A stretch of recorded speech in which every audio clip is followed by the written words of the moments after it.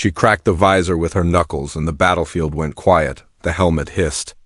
Light bled out like smoke. Faces around her froze, soldiers, enemies, friends. Then the scrap heap crown in her hands spoke in a voice like winter wind. Now you see why we fight. Rhea didn't drop it. She couldn't. The old rules said never touch a relic with bare skin. Never wake what remembers. But her squad was cornered between the flag dunes and the river of ash. She chose wrong or right in one move. She chose to live. The first image hit her. Not blood. Not fire. A birthday cake with sparklers. A tiny boy on a chipped floor, grinning with a gap tooth. The boy lifted a wooden ship. The ship had a flag with a blazing sun-enemy colors. Rhea's throat closed. The boy laughed. And a soldier across from her, an enemy, gasped and staggered like shot. He was that boy. The helmet pulsed. Another scene, a little girl in a moonfield picking stones, counting each like a prayer. She wore a jacket with a patch, her own patch. A shield and wing. Rhea blinked hard. She knew those stones. She had counted them once to fall asleep during drills. Across the field, someone whispered, "That's mine," and dropped her rifle. The relic breathed. Light spilled into the dust, into every eye, into every visor. Childhoods rose like ghosts. Tiny hands. Winter baths. Broken teeth. First fights. First fears? The war line melted, not from heat but from remembering. "Don't look," Sergeant Cade snarled behind Rhea, voice raw. "Relic's a trap. Smash it." She wanted to. She couldn't move. The helmet had weight like a storm. It showed a small dormitory under a cracked dome. Rows of cots. A lullaby hummed by a machine with a soft voice. Kids on both sides. The same dorm? The same lullaby. Her heart slammed. "We were raised together," she whispered. Then she saw him. The enemy captain. Dark braids. A scar that looked like a line of ink. He stood ahead of his troops, a knife low by his thigh. His eyes were iron until they weren't. The helmet showed a new scene. 2 kids behind the dorm door sharing a stolen orange. The boy gave the bigger wedge to a girl with black curls. "Take it," he whispered. "You need it more." Rhea tasted citrus. Her hands shook. "It's you," she said to the captain. "You were the boy." He flinched like a memory hit him too fast. "Stop the relic," he said, but his voice broke on the last word. Cade raised his rifle. "Rhea down." The helmet whispered again. "Not to the crowd? To her. When the archive opens, the river chooses a bed." She didn't understand, but a thrill ran through her like cold water. She lifted the cracked visor higher. The field shimmered, then shifted. The world building of their war flags, ranks, stories peeled back like paint in rain. Behind it, the words of an old legend stirred. Children taken for peace. Wiped for peace. Trained for war, Forbidden's Rule 14, Cade shouted. Never awaken a memory you cannot kill. But the memory was awake now. The helmet showed nights when a woman with gray hair told stories about the first light. A star machine that kept borders calm with songs and shared dreams. The woman warned that if someone broke the first light, the dreams would split, and those children would be made into soldiers to seal the breach. Midpoint, twist, Rhea's head throbbed. She had thought the relic held enemy secrets. It held her own. She wasn't just a soldier who'd lost a childhood. She was the breaker.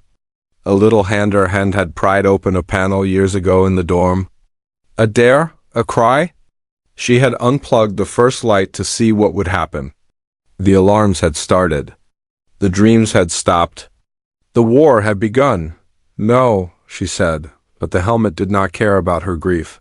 It showed the little boy, the captain pulling her away from the sparks, covering her eyes, whispering, "It's not your fault."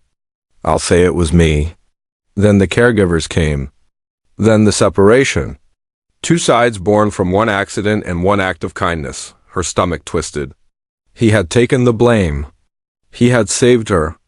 And she had spent years training to kill him. The captain looked at her as if the same story was writing itself in his skull. Rhea, he said. He knew her name. He shouldn't. He did. I remember, she said. Guns lowered a fraction. Boots creaked. Someone cried like a child. The helmet hummed. The world shimmered again.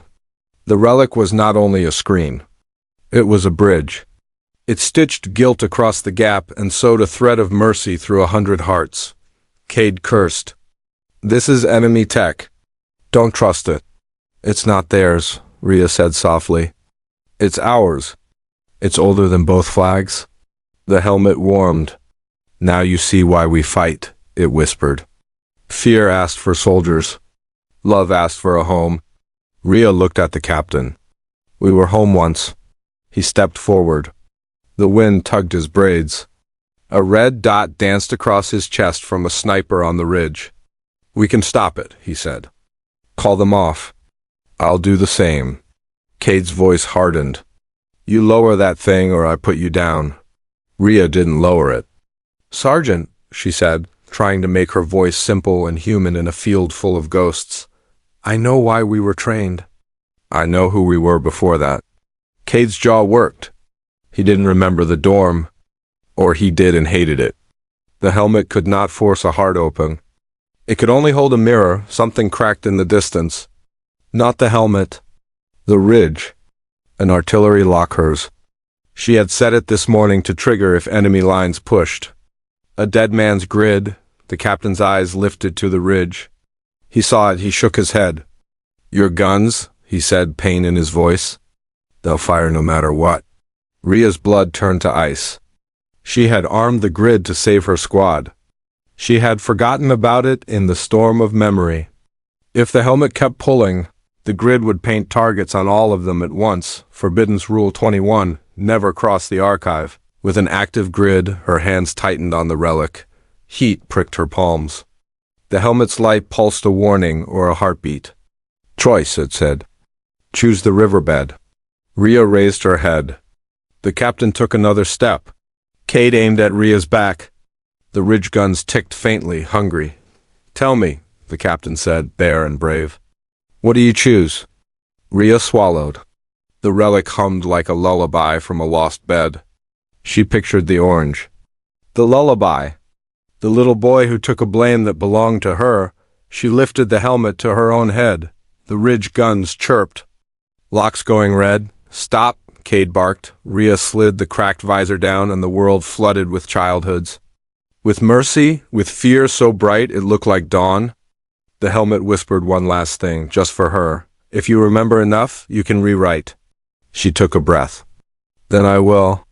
The first shell screamed. The visor clicked. Darkness. Light. A choice. Crave the next twist? Hit follow so you don't miss part 2.